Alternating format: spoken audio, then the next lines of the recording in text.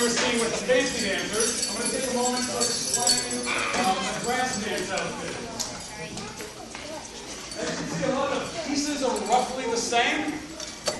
He still has an apron. He still has the yoke, you see the shirt there.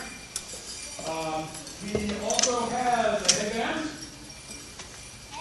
I'll talk about a first main difference between the two styles of regalia. What he's holding in his hands, he has different things in comparison to the fancy dancer. So he's got a hoop with some fringe hanging from it. There's other hands he has what's the feathers? A fan. Perfectly reasonable hand articles. You got a chance every once in a while where you have a much bigger hoop or two hoops. That differs from what fancy dancers hold in their hands. Fancy dancers have whipsticks. That's a pair of whipsticks. Just a stick with the beads and feathers hanging off of it that they can spin around. So that's one difference.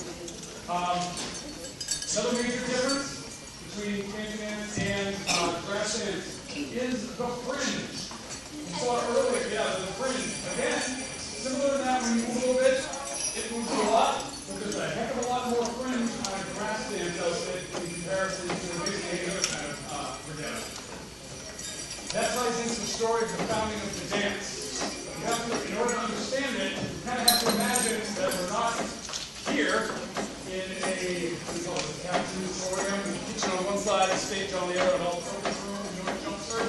You have to imagine that you're on the Great Plain, where the grass grows like 3 feet tall. It's up to your waist.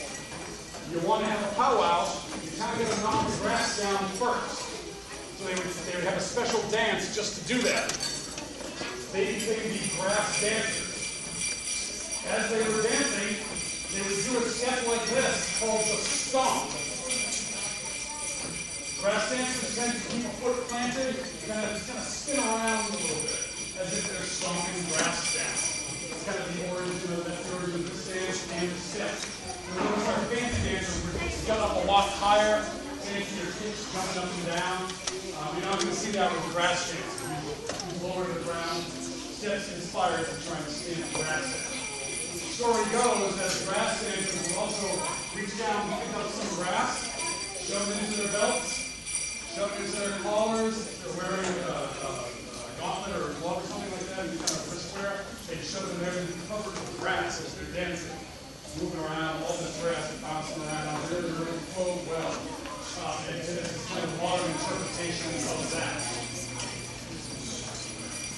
I'm going to now call up Nick Valentin to introduce the next dance.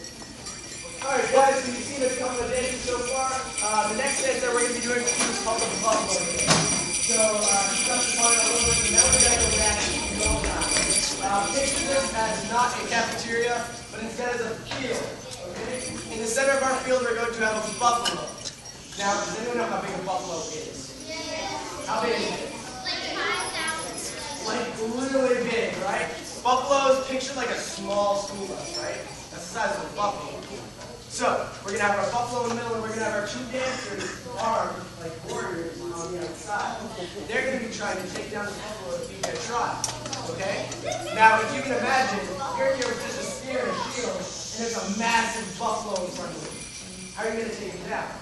So you'll see, as the song progresses, you'll see the buffalo kind of be taken down, and then the warriors thank him for what he's given the tribe.